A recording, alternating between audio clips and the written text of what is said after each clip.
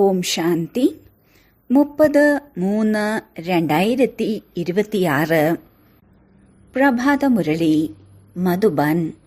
മധുരമായ കുട്ടികളെ, ശിവബാബയാൽ രചിക്കപ്പെട്ട ഈ രുദ്രജ്ഞാനയജ്ഞത്തെ നിങ്ങൾ വളരെ വളരെ സംരക്ഷിക്കണം.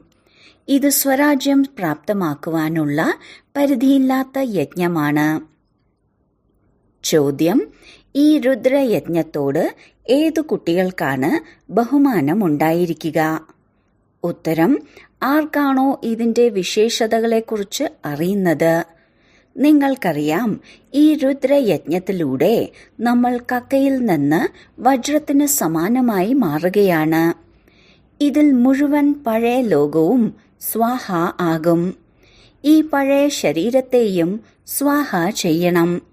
യജ്ഞത്തിൽ വിഘ്നം സൃഷ്ടിക്കുന്ന വിധത്തിൽ നിയമവിരുദ്ധമായ ഒരു കർമ്മവും ചെയ്യരുത്.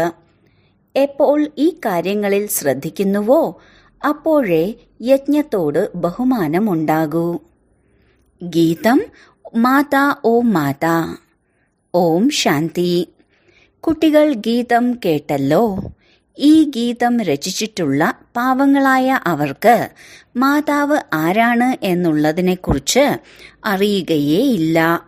ജഗദംബ എന്ന പേര് കേട്ടിട്ടുണ്ട്.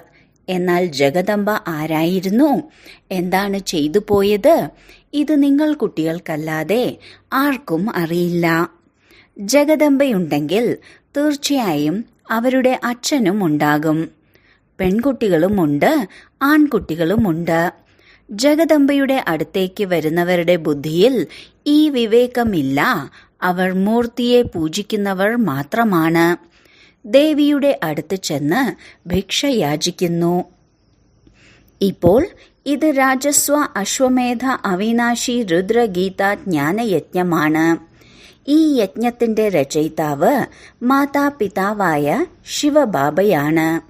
തത്വം: നിങ്ങളും ഈ യജ്ഞത്തിന്റെ രചയിതാക്കളാണ്.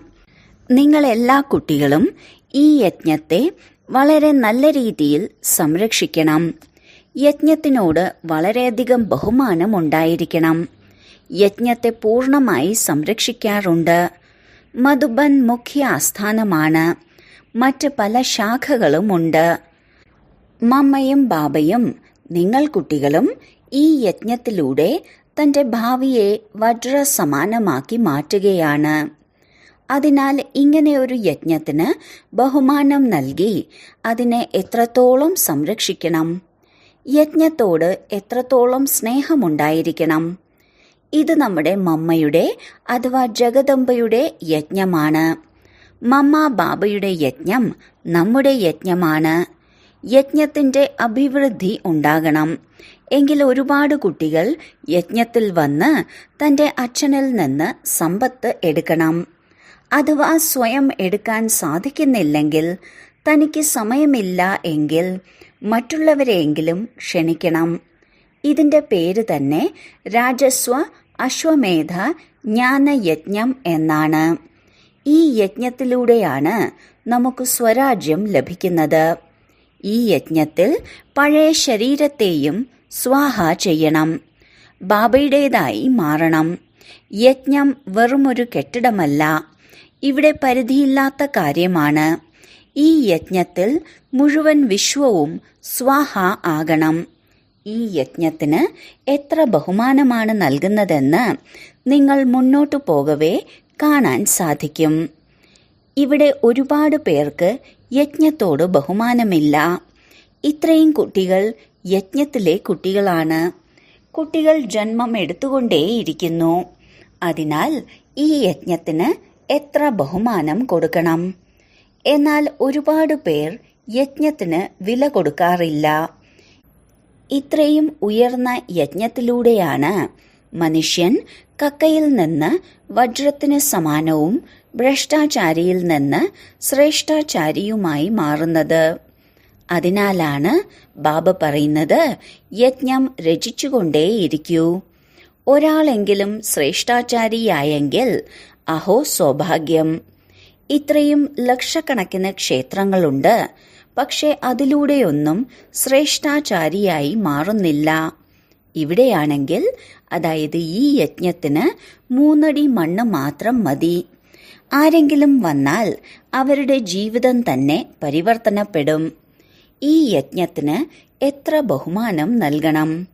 ബാബയ്ക്ക് ഒരുപാട് കുട്ടികൾ എഴുതാറുണ്ട്, ബാബ, ഞാൻ എൻ്റെ വീട്ടിൽ സെന്റർ തുറക്കട്ടെ. ശരി കുട്ടി, യജ്ഞഭൂമി തന്നെ ഉണ്ടാക്കൂ. ആരുടെയെങ്കിലുമൊക്കെ മംഗളമുണ്ടാകും. ഈ യജ്ഞത്തിന് വളരെ ഉയർന്ന മഹിമയാണ്. ഈ യജ്ഞഭൂമിയിലാണ് കുട്ടികൾ ഒരുപാട് പേരുടെ മംഗളം ചെയ്തുകൊണ്ടിരിക്കുന്നത്. ഇങ്ങനെയുള്ള യജ്ഞത്തിനെ വളരെ മാനിക്കണം. എന്നാൽ പൂർണ്ണ ജ്ഞാനമില്ലാത്തത് കാരണം ഇത്രയും ബഹുമാനമില്ല. യജ്ഞത്തിൽ വിഘ്നം സൃഷ്ടിക്കുന്നവർ ധാരാളമുണ്ട്. ഇത് ശിവബാബയുടെ യജ്ഞമാണ്. മാതാപിതാവ് ഒരുമിച്ചാണ്. ഈ മമ്മ ബാബയിൽ നിന്ന് നിങ്ങൾക്കൊന്നും ലഭിക്കുന്നില്ല. പരിധിയില്ലാത്ത അച്ഛനിൽ നിന്നുമാണ് സർവ്വതും ലഭിക്കുന്നത്. ബാബ ഒന്നു മാത്രമാണ്.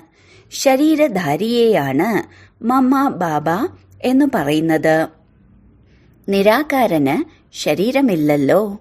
അതിനാൽ ബാബ പറയുന്നു, സാകാരത്തിന്റെ പോലും അടിമയാകരുത്, എന്നെ മാത്രം ഓർമ്മിക്കൂ.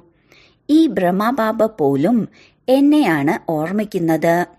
രാമനും കൃഷ്ണനും ബ്രഹ്മാവും ബാബയെ ഓർമ്മിക്കുന്നതായി ചിത്രങ്ങളിൽ കാണിക്കാറുണ്ട്. പക്ഷേ അങ്ങനെയല്ല. സത്യുഗത്തിൽ ആരും ബാബയെ ഓർമ്മിക്കുന്നില്ല. അവർ പ്രാപ്തി ലഭിച്ചവരാണ്. ദേവീ ദേവതകൾക്ക് ഓർമ്മിക്കേണ്ട ആവശ്യം എന്താണ്? നമ്മൾ പതീതമായവരാണ്. അതിനാൽ നമുക്ക് പാവനമാകാൻ ഓർമ്മിക്കണം. മഹിമ ഒരു ബാബയുടേത് മാത്രമാണ്. ശിവബാബയുടെ സാന്നിധ്യത്തിലാണ് ബ്രഹ്മബാബയ്ക്കും ബഹുമാനമുള്ളത്. നിങ്ങൾ ഒരു ദേഹധാരിയെയും ഓർമ്മിക്കരുത്. ദേഹധാരിയിൽ നിന്ന് ശിവബാബയുടെ പരിചയം ലഭിക്കുന്നു. എന്നാൽ ഓർമ്മിക്കേണ്ടത് ശിവബാബയെ തന്നെയാണ്. ദേഹധാരിയായ ബ്രഹ്മബാബയുടെ പരിചയവും നൽകാറുണ്ട്. എന്നാൽ വിവേകശൂന്യരായ ഒരുപാട് കുട്ടികൾ പറയുന്നു, നമുക്ക് നേരിട്ട് ശിവബാബയുടെ പ്രേരണയാൽ ജ്ഞാനമെടുക്കാൻ സാധിക്കും. അഥവാ അങ്ങനെയാണെങ്കിൽ പിന്നെ ശിവബാബയ്ക്ക് ഈ രഥത്തിൽ വരേണ്ട ആവശ്യമെന്താണ്? ഈ സാകാരത്തിലുള്ള ബ്രഹ്മാവുമായി നമുക്കെന്താണ് പ്രയോജനമെന്ന് ചിന്തിക്കുന്ന പലരും ഉണ്ട്. ബാബ പറയുന്നു, മന്മനാ ഭവ, ബാബയെ ഓർമ്മിക്കൂ. എന്നാൽ ബ്രഹ്മാവിലൂടെയാണ് പറയുന്നത്. പിന്നീട് നമ്പർ വൈസായി ബഹുമാനം നൽകണം. നമ്പർ വൈസായി സിംഹാസനത്തിലിരിക്കുന്നവർക്കാണ് ബഹുമാനം നൽകുക. ആദ്യം മമ്മയും ബാബയുമാണ് രാജ്യസിംഹാസനത്തിൽ ഇരിക്കുന്നത്.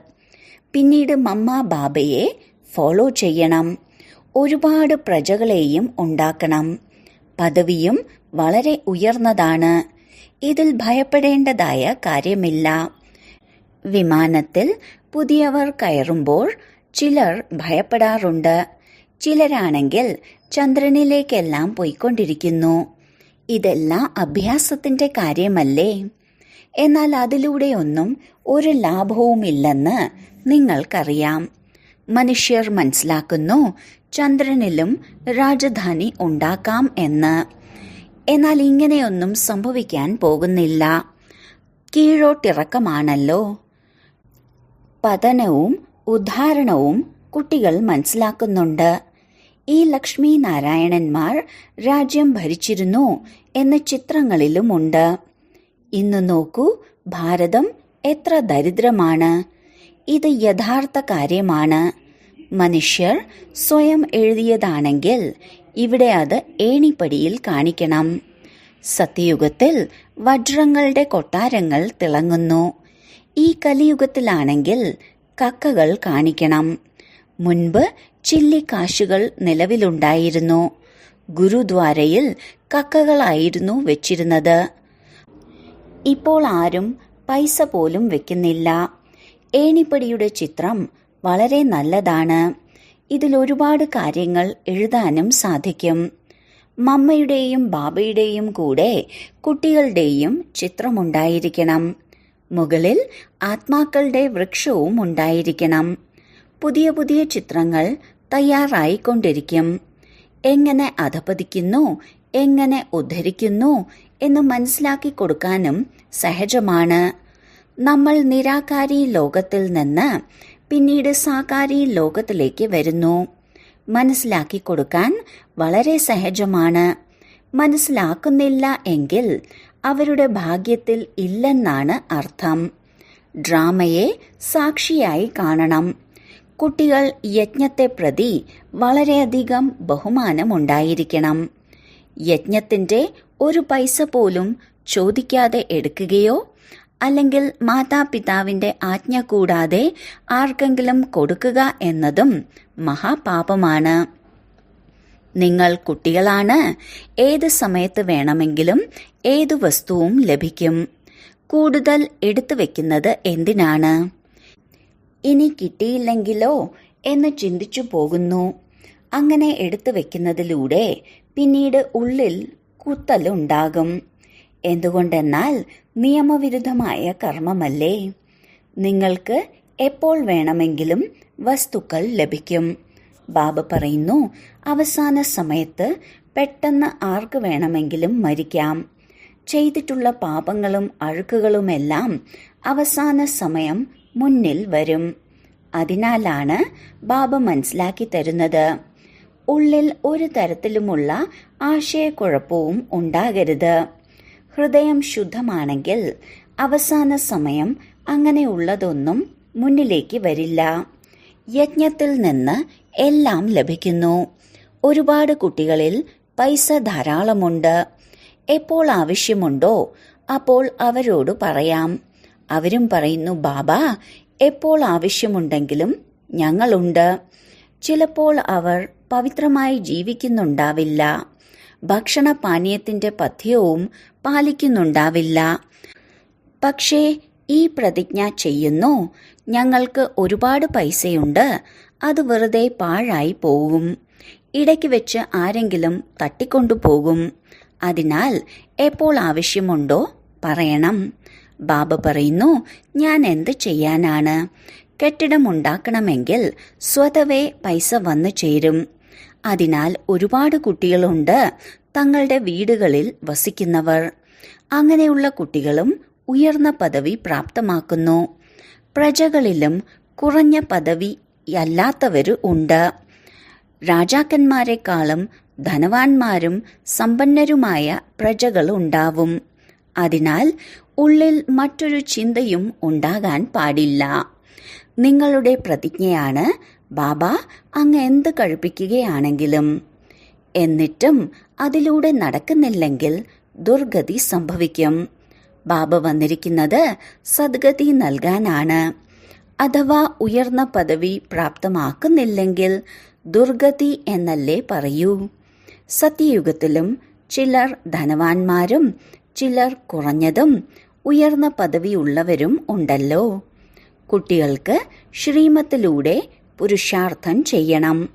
തന്നിഷ്ടമനുസരിച്ച് നടക്കുന്നതിലൂടെ സ്വയത്തെ ചതിക്കുകയാണ്. ഇത് ശിവബാബ രചിച്ച ജ്ഞാനയജ്ഞമാണ്. ഈ യജ്ഞത്തിന്റെ പേര് രാജസ്വ അശ്വമേധ അവിനാശി രുദ്രജ്ഞാന യജ്ഞം എന്നാണ്. ശിവബാബ വന്ന് സ്വരാജ്യം നൽകുന്നു. ഭാഗ്യത്തിൽ ഇല്ലെങ്കിൽ പേര് പ്രശസ്തമാകേണ്ടതില്ല. എങ്കിൽ വായിലൂടെ നല്ല നല്ല പോയിന്റുകളൊന്നും വരില്ല.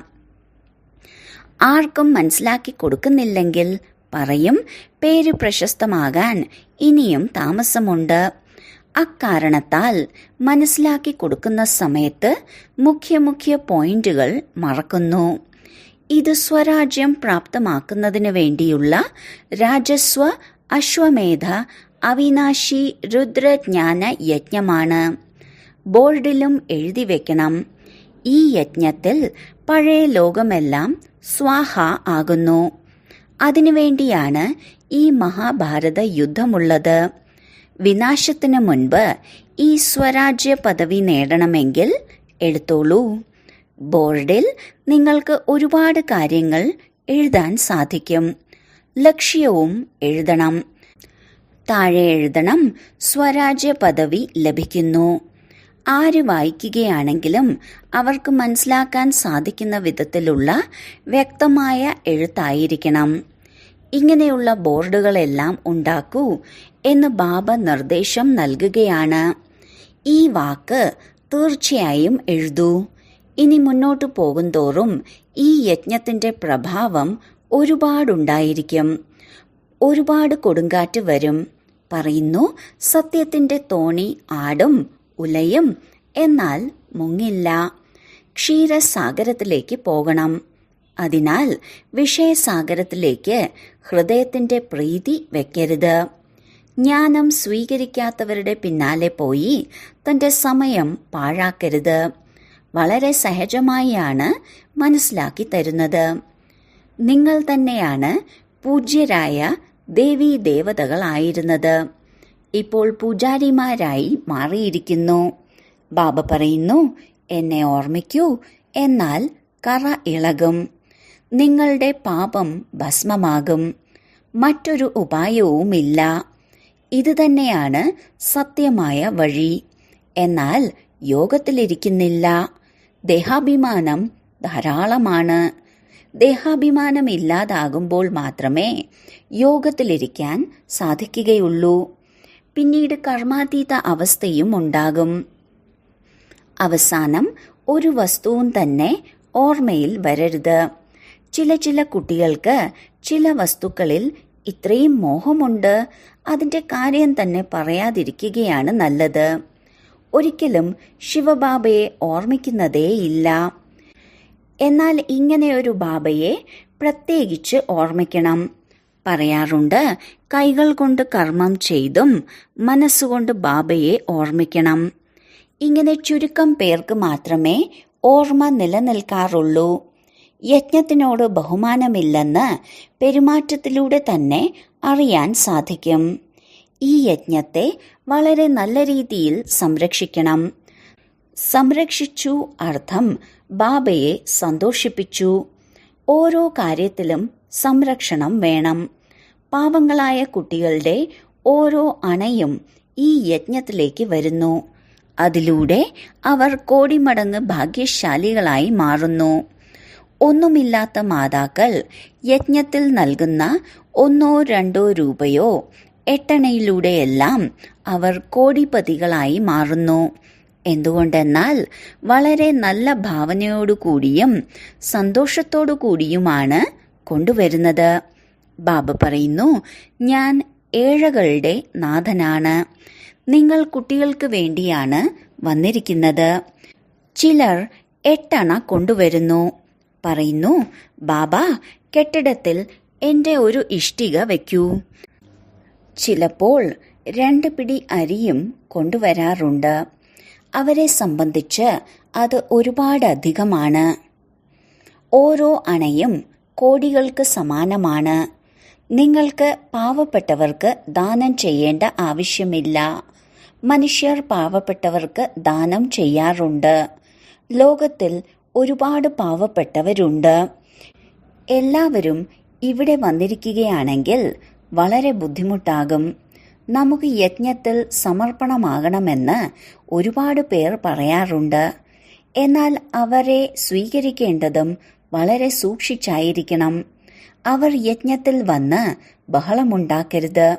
യജ്ഞത്തിലേക്ക് വന്ന് പുണ്യാത്മാവായി മാറണം. വളരെയധികം സംരക്ഷിക്കണം. യജ്ഞത്തെ പ്രതി ബഹുമാനം വേണം. ഈ ഈശ്വരീയ യജ്ഞത്തിലൂടെയാണ് നമ്മുടെ ശരീര നിർവഹണം നടക്കുന്നത്. യജ്ഞത്തിന്റെ പൈസ ആർക്കെങ്കിലും നൽകുക എന്നതും മഹാപാപമാണ്. ഈശ്വരീയ സേവനത്തിലിരുന്നു കൊണ്ട് കക്കയിൽ നിന്ന് വജ്ര സമാനമായി മാറുന്നവർക്ക് വേണ്ടിയാണ് ഈ പൈസ. ബാക്കി പാവപ്പെട്ടവർക്ക് ദാനം ചെയ്യുക എന്ന പുണ്യകർമ്മങ്ങളെല്ലാം ജന്മജന്മാന്തരങ്ങളായി ചെയ്തു വന്നു. താഴേക്ക് ഇറങ്ങി വന്ന് പാപാത്മാവായി തീർന്നു. നിങ്ങൾ കുട്ടികൾ എല്ലാവർക്കും ബാബയുടെ പരിചയം നൽകുന്നതിന് വേണ്ടി ചെറിയ ചെറിയ ഗ്രാമങ്ങളിലെല്ലാം പ്രദർശനി ചെയ്തുകൊണ്ടിരിക്കൂ. പാവപ്പെട്ട ഒരാളെങ്കിലും വന്നാൽ അത്രയും നല്ലത്. ഇതിൽ പ്രത്യേക ചെലവിന്റെ കാര്യമൊന്നുമില്ലല്ലോ. ലക്ഷ്മി നാരായണൻ ഈ രാജ്യ പദവി പ്രാപ്തമാക്കി. എന്ത് ചിലവാക്കി? ഒന്നുമില്ല. വിശ്വത്തിന്റെ ചക്രവർത്തി പദവി പ്രാപ്തമാക്കുന്നതിനു വേണ്ടി ഒന്നും ചിലവാക്കിയില്ല. ലോകത്തിലുള്ള മനുഷ്യർ എത്രയാണ് പരസ്പരം കലഹിക്കുന്നത്. വെടിയുണ്ടകൾക്ക് വേണ്ടിയെല്ലാം എത്രയാണ് ചിലവാക്കുന്നത്. ഇവിടെ ചിലവിന്റെ കാര്യമൊന്നുമില്ല. ഒരു കക്കയ്ക്ക് പോലും ചിലവില്ലാതെ സെക്കൻഡിൽ വിശ്വത്തിന്റെ ചക്രവർത്തി പദവി നേടൂ. അല്ലാഹുവിനെ ഓർമ്മിക്കൂ. അപ്പോൾ സമ്പത്താകുന്ന ചക്രവർത്തി പദവിയും ഉണ്ട്. ബാബ പറയുന്നു, എത്രത്തോളം സാധിക്കുന്നുവോ സത്യമായ ഹൃദയത്തോടുകൂടി സത്യമായ യജമാനനെ ഓർമ്മിക്കൂ. എന്നാൽ സത്യഖണ്ഡത്തിന്റെ അധികാരിയായി മാറും. അസത്യം ഇവിടെ നടക്കില്ല. ഓർമ്മിക്കുക തന്നെ വേണം. ഞങ്ങൾ ബാബയുടെ കുട്ടികൾ തന്നെയല്ലേ എന്ന് ചിന്തിക്കരുത്.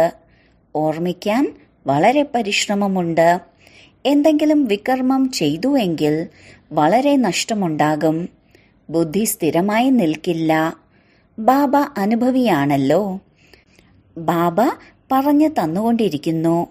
പല കുട്ടികളും സ്വയത്തെ മിഥ്യാജ്ഞാനിയെന്ന് മനസ്സിലാക്കുന്നു. എന്നാൽ ബാബ പറയുന്നു, ഒരുപാട് പരിശ്രമമുണ്ട്. മായ ഒരുപാട് വിഘ്നമുണ്ടാക്കുന്നു. ശരി, വളരെ കാലത്തെ വേർപാടിന് ശേഷം തിരികെ കിട്ടിയ മധുരമധുരമായ സന്താനങ്ങൾക്ക് മാതാവും പിതാവുമായ ബാബ്ദാദയുടെ സ്നേഹസ്മരണകളും പുലർക്കാല വന്ദനവും. ആത്മീയ പിതാവിന്റെ ആത്മീയ കുട്ടികൾക്ക് നമസ്കാരം. ധാരണയ്ക്കുള്ള മുഖ്യസാരം. 1. നമ്മുടെ ഈ രുദ്രയജ്ഞത്തെ വളരെ വളരെ ബഹുമാനിക്കണം. യജ്ഞത്തിന്റെ വായുമണ്ഡലം വളരെ ശുദ്ധവും ശക്തിശാലിയുമാക്കി മാറ്റുന്നതിൽ സഹയോഗിയായി മാറണം.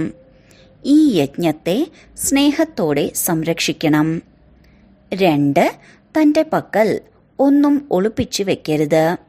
ഹൃദയം ശുദ്ധമാണെങ്കിൽ അഭിലാഷം പൂർത്തിയാകും. ഈ യജ്ഞത്തിന്റെ ഓരോ ചില്ലിക്കാശും അമൂല്യമാണ്. അതിനാൽ ഒരു ചില്ലിക്കാശും വ്യർത്ഥമാക്കരുത്. ഇതിന്റെ അഭിവൃദ്ധിക്കായി സഹയോഗം നൽകണം. വരദാനം. 3 കാലങ്ങളെയും മുന്നിൽ വെച്ച് ഓരോ കാര്യത്തിലും സഫലമാകുന്ന സദാ വിജയിയായി ഭവിക്കട്ടെ. ലൗകിക രീതിയിലും ആരാണോ വിവേകശാലി അവർ മുന്നും പിന്നും ചിന്തിച്ചു മനസ്സിലാക്കി പിന്നെ ചുവട് വയ്ക്കുന്നു.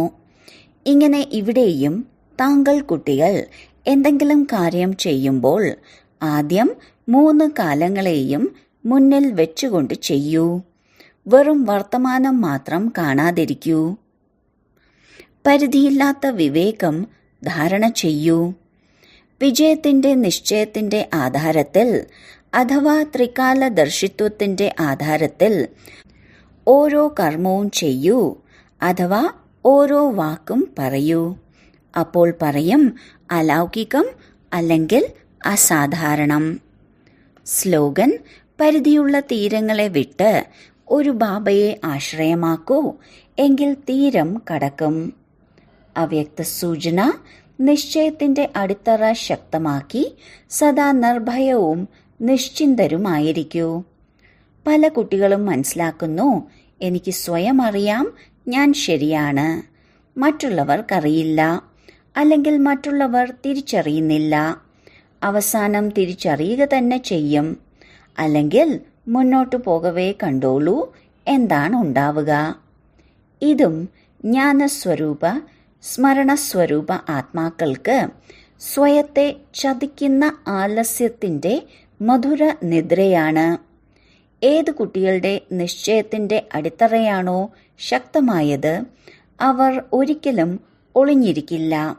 അവർ സദാ നിർഭയരും നിശ്ചിന്തരും ആയിരിക്കുന്നു. ഓം ശാന്തി.